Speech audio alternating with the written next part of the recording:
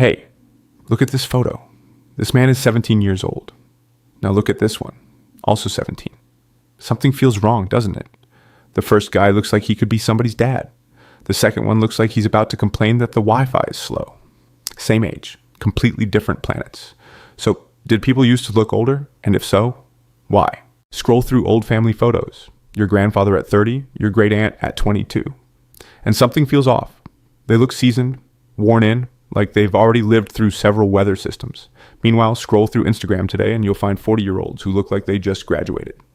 Brandon McCarthy once put this on Twitter, and the entire internet flooded with people photos.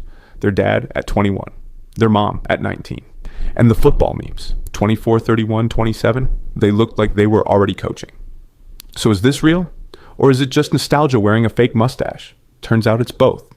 And the way those two things tangle together is one of the stranger stories in science. Researchers at Yale and USC went looking for evidence that our bodies are aging differently than they used to. They compared metabolic function, cardiovascular health, kidney and liver markers, inflammation, essentially a full biological portrait of how old the body was versus how old the clock said it was. And they found it. We really are staying younger for longer. Between the early 1990s and late 2000s alone, 60 became the new 56, 40 became the new 37 and a half, even 20 became the new 19. That's real biological change in a few decades. But why? A big part of the answer is sitting in your medicine cabinet. Or more precisely, what wasn't in medicine cabinets 100 years ago. Sunscreen. UV exposure is one of the single biggest drivers of visible facial aging. Not the wrinkles you earn from laughing your whole life.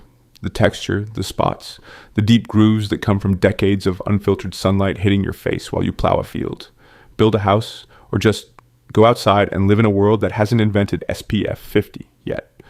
The famous Nambour sunscreen trial, an actual randomized controlled study, found that people who used sunscreen daily significantly slowed their visible aging compared to those who used it only when they thought of it. In other words, a small daily habit quietly rewrote what 40 looks like. Then there's smoking. In 1965, 42.4% of American adults smoked cigarettes. By 2022, that number had fallen to 11.6%. That's not a small shift. That's an entirely different default state for adulthood. And smoking doesn't just hurt your lungs. Large studies link it directly to forehead lines, crow's feet, hollowed out midface volume, and tear trough shadows. It literally carves the face. An entire generation was lighting up at 18, and the face kept score. Add to that harder physical labor, chronic stress, less nutritional support, more disease burden, and healthcare that couldn't do nearly as much as it can now. So yes, people in the past often did look older. What if most of what we see is an illusion? Old photos are black and white. That sounds obvious, but the implications are wild. Recent experiments in age perception found that color information is crucial to how accurately we estimate someone's age. Skin tone, chromatic variation, the subtle redness of healthy circulation. These are all cues your brain uses to say young or old. A high contrast grayscale image makes the same face look more weathered, more severe, more aged than a color photo of the same person taken the same day. Style.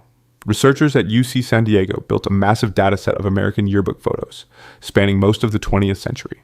They fed these images into a classifier and asked, can a machine tell what decade a photo came from just by looking at it?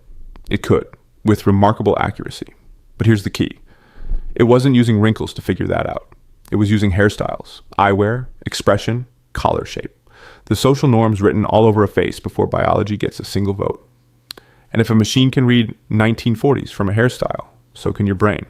The problem is, your brain then translates that looks old-fashioned into that person looks old. These are not the same thing, but they feel like the same thing. And there's a third layer. There's a concept in research called subjective age, how old you feel versus how old you are. And it turns out that later-born generations consistently feel younger than earlier-born generations did at the same chronological age, about 2% younger birth decade in one long-running study. More recent cohorts also place the start of old age significantly later. In a large survey, people under 65 said old age begins around 71. People over 65 said it begins around 77. Women said it started later than men. Healthier people said it started later than less healthy people.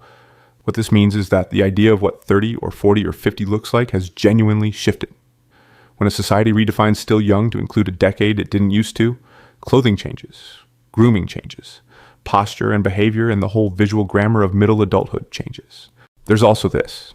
A 2024 study on Chinese women aged 20 to 40 found that within that narrow age range, Women who looked older than they were tended to have darker and redder skin tone, more visible pores, increased pigmentation, and early wrinkling.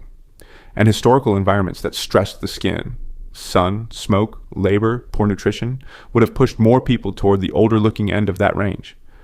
But the image comes preloaded with extra age, grayscale, unsmiling formality, because early photography required long exposures and you could not hold a smile that long, meaning every expression in early portraits is essentially the most controlled, neutral, serious version of that face possible. Add formal adult-coded clothing and a cultural context where adulthood was marked more sharply and sooner, and the photo doesn't just show you a person. It shows you a performance of maturity that the culture demanded. People in earlier eras often did look somewhat older at a given age. The mechanisms are real. More UV exposure, more smoking, harder physical work, chronic stress, less medical protection. These drove genuine extrinsic aging. The face kept score. The past didn't produce universally elderly 30-year-olds.